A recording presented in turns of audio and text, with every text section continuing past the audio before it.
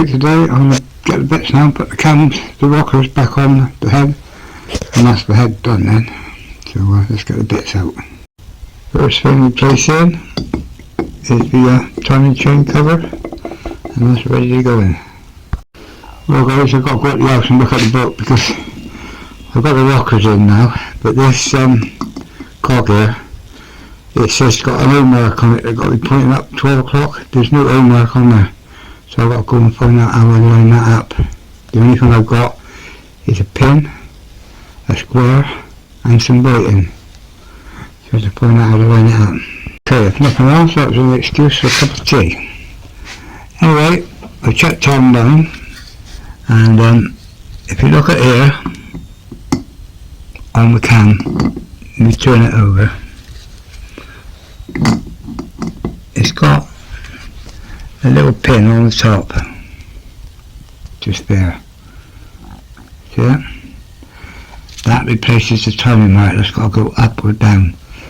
So it doesn't matter because it's a 360 degree engine. So at least that's done. There's no excuse for a cup of tea anyway. Okay, so I've got the timing cover back on, and all four bolts are going up, no trouble at all. It said don't put any sealant in the back of there, but because I broke the gasket, I put a epoxy little rim in, just one little bead all the way down, not enough to do anything, but enough for stopping the oil. So fingers crossed, let's get that tightened up. Okay, so that's the timing case on, and as you can see the little pin there, that little pin there has got to be at the top here, and that's your timing mark instead of the circle they guarantee. So anyway, I'm in, I'll get the other side on. By the way, I will note that when I took the cams out, all the timing, the tappets was at the right lovely spacing. So I'm hoping now I can get the other side cover on without having to undo the tappets. That way all I need to do is check and they should all be right. So I'll try and get the other cover on now. As on the other side, the little bit of cam gasket broke off there and there. It's still on there, but I just run a little bead of sealant all the way around, but only a thin one, just to play safe with that. So there you go. Like I said, both sides of the cam say no sealant, but both sides broke, so both sides got a little daffy little bit.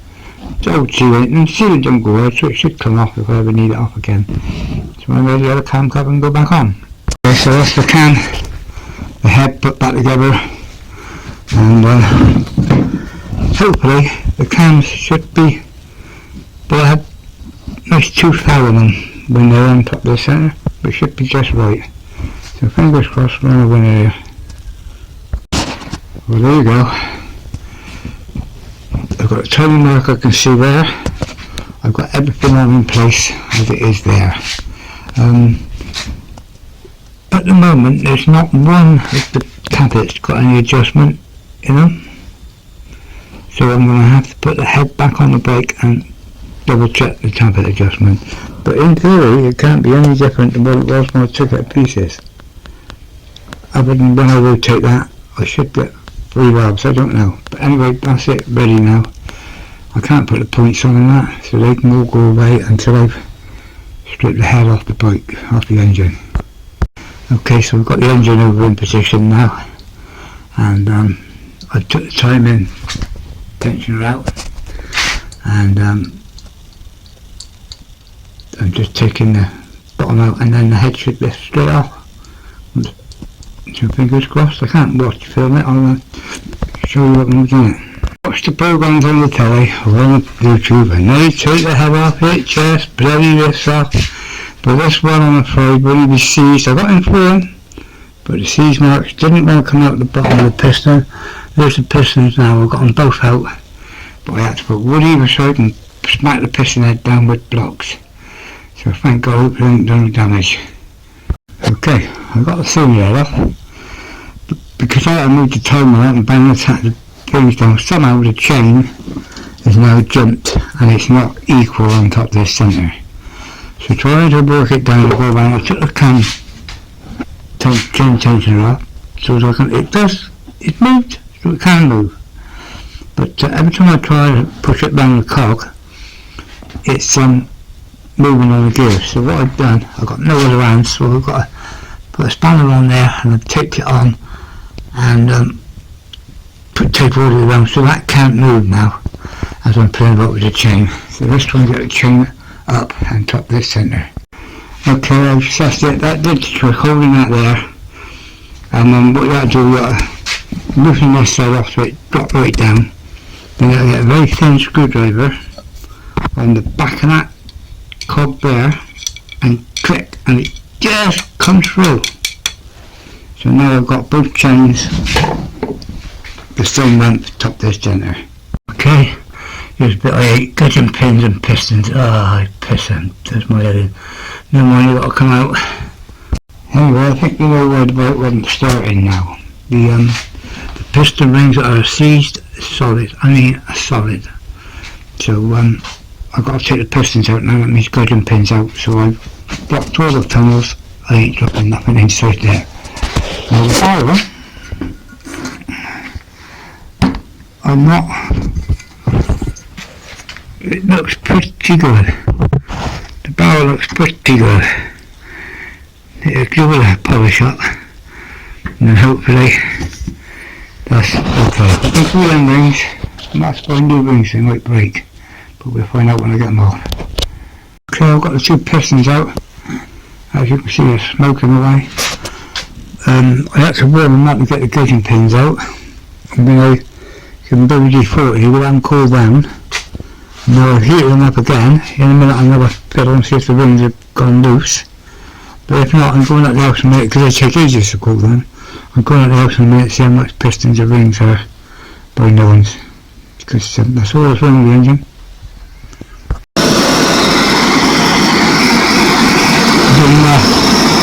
This is about the first time I've warmed them up. So I did notice one of the springs, that one there, is starting to pop out. What I do is I run as warm as I can within reason, and then I dunk them in freezing cold water. And then that one there, and you can see it's going to pop out. Tonight I'm going to put both pistons in a jar with acetone and some other chemicals I got here, and hopefully leave it overnight and see what happens. But for now, get the heat treatment. Taking a note of where the piston rings are. The oil rings, as you can see, are on the left hand dot of the two dots, and then the top compression ring is also just above that dot. Now the middle ring is just slightly round from those two dots. So that's how they come out, that's how I'll put them back in. But let's just check with the other piston now.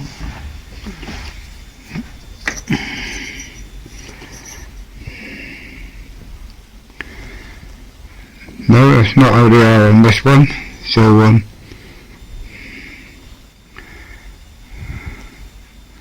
it looks like I'll have to go and check that up in the book. Anyway, I freed one ring on there, I just start on the others now. Okay, I've tried getting the rings off, I got one off, but trying to get it off the piston, I snapped it. So I'm going to buy a ring set and pistons. It's £79, fuck it, I've got to have it. So I can go back in soak, and I'm going to go back in and order them now. Okay, I've measured the bore, I've ordered new pistons and rings, and the bore is okay. It's just the piston rings are eased in, but the pipe was running lovely before it was put away, so I've ordered a £7 honing tool just to hone that in, because if you haven't got a decent honed 45-degree taper like in there, the new rings won't wear in. So I bought a honing tool to do that. Pistons and rings, so I've got to wait for them to come.